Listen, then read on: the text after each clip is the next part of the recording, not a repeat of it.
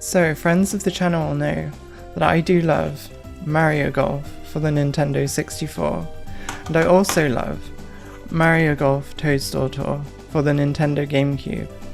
But I must confess, I've really been lacking faith in seeing another console Mario Golf game for a very, very long time. However, I like to be proven wrong, and proven wrong I was, as it's now been announced that a new Mario Golf game will be coming to consoles for the first time in almost 20 years. And that game is Mario Golf Super Rush for the Nintendo Switch. So in this video I want to have a look through the trailer for Mario Golf Super Rush, and I'll give my thoughts and my analysis as someone who has played far too much Mario Golf. Okay, stop. 1 second in, we already have a few things to mention here. The first obvious one for me was the audience that we can see either side of the tee box. This feels like a nice touch.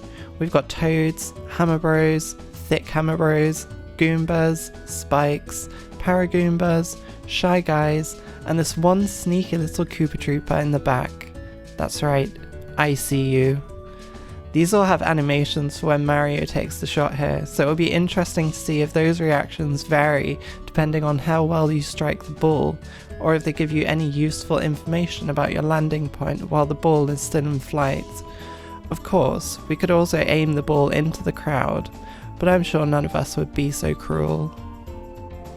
Second, it looks like we have multiple tee boxes here, the one Mario is playing from and what looks like another just beyond the path. Indeed, looking ahead through the video, it would seem that there will be at least 4 different tee boxes per hole. I'm curious whether you'll get a choice of which to use in the different game modes where appropriate, or if it's a sort of adaptive difficulty based on your character. Next, we'll take a look at the interface. We have the standard information at the top left of the screen, the hole number, par and yardage, the wind direction and speed, and the character, score, and stroke number. The wind display now looks a lot smaller than in previous games, though I wouldn't say that this means it will have a less prominent role mechanically. New to this game are the minimap and the golf ball meter. The minimap looks to be colour-coded, which is very helpful. Short grass is in green, hazards in dark brown, out of bounds in stripes, and sections from other holes in light brown. The golf ball meter is somewhat mysterious to me so far. It seems to fill up as you play, but I'm not sure of its purpose. It looks like it will go down if you're attacked in speed golf mode, and interestingly, it's not present on the interface during the motion control section of the presentation. This could suggest that it has to do with ball control, and that a full meter guarantees accuracy when using button controls. Moving to the lower right of the screen, we have the club list and power meter. It would seem that the available clubs in this game are to be chosen by the player rather than using a preset list as in the previous Mario Golf games.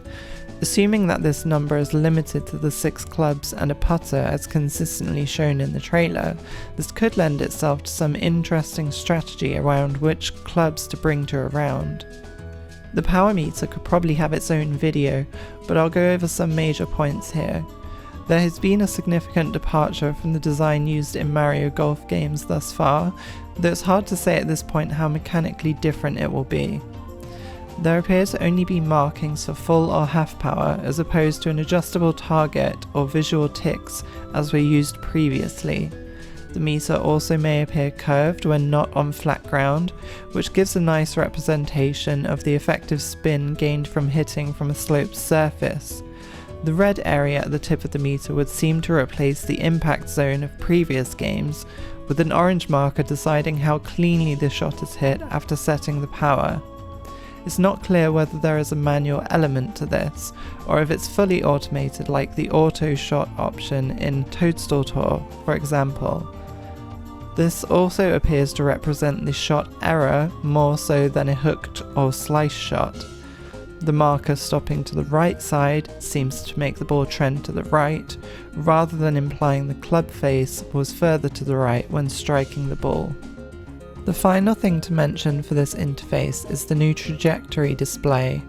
This shows the height of the ball at each point during flight, the distance travelled in the air, and the distance travelled after landing. This will be really useful for learning how to effectively control your distance with each club and how best to manage shots with varying wind and rain conditions. I will note here that impact point adjustments and any information for distance variation from the lie of the ball do seem to be missing here.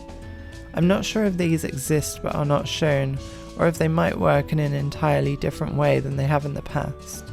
I feel this interface is somewhat simplified compared to the older games, and I hope this does not take away from the intricacies of the shot system. This game introduces some new camera views when preparing for a shot. This overhead view looks very useful, allowing the player to get a good look at the terrain around them and clearly marking the radius for how far their selected club is able to hit. Additionally, the distances to the near and far edges of the green appear to be marked on this display, which will be helpful for learning distance control. The new scan ability looks like it will be from the player's point of view and will be the method through which they can find the exact distance and elevation to the pin. When the scan is executed, the camera pans above and a grid around the target will be shown, reminiscent of the previous Mario Golf games. I'm curious about the option to lock aim on the lower right of the screen. Perhaps this sets the player's direction and target power before striking the ball. This feature looks very useful, though again I hope it does not trivialise the gameplay too much. Motion controls are nice to see, and I do quite like the idea of using them. It will be interesting to see the difference in mechanics between motion and button controls.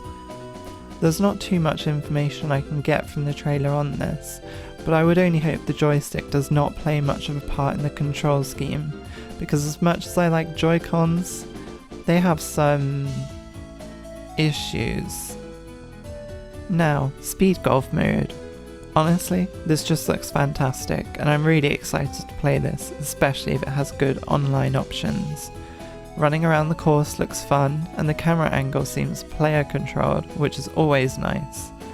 I'm curious how this will work if we get any more wacky courses like Boo Valley or Bowser Badlands from the older games, where there might be no ground to run over between fairways, but I'm sure there would be some way around that.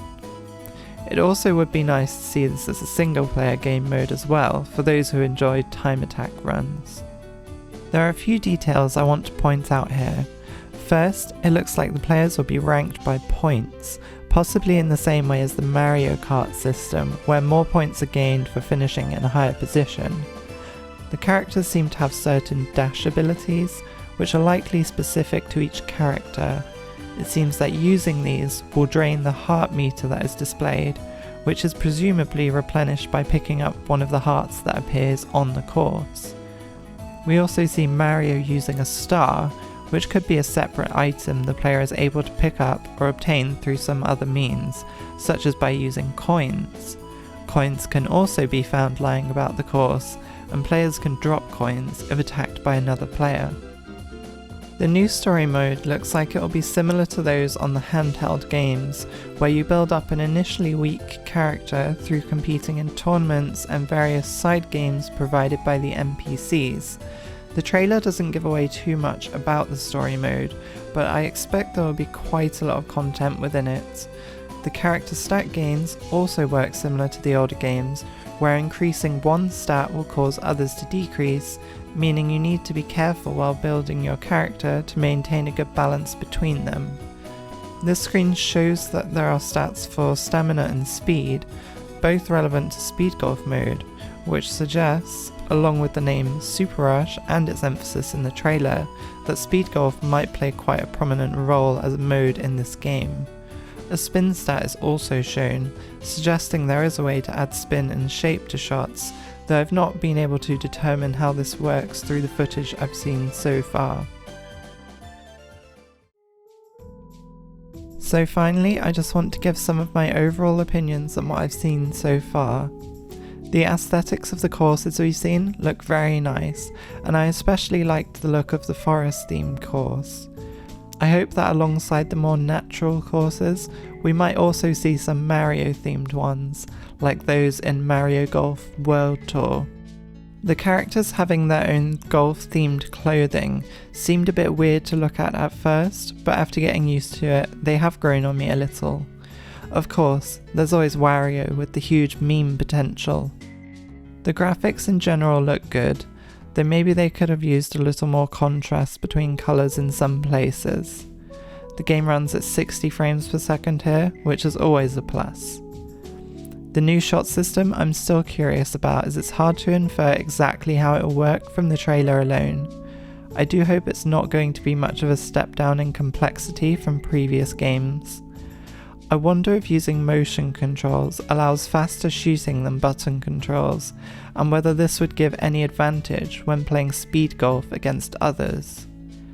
On the speed golf topic, I'm also interested to see if the characters available for online play are balanced, or if some characters will be clearly better than others. If Mii characters are allowed when playing online, can they be leveled up in story mode in a way that gives them a clear advantage?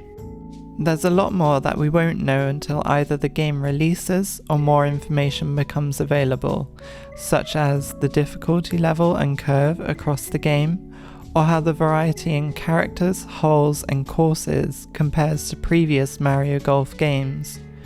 I'm sure I will have more to say on those when the time comes. So I hope you found this analysis useful in some way. I for one am very hopeful for this game, and I'm excited to try out the new gameplay and the new game modes, and I just hope that Mario Golf Super Rush doesn't feel super rushed. Please tell me nobody made that joke yet. Somebody must have made that joke by now. I'm sorry.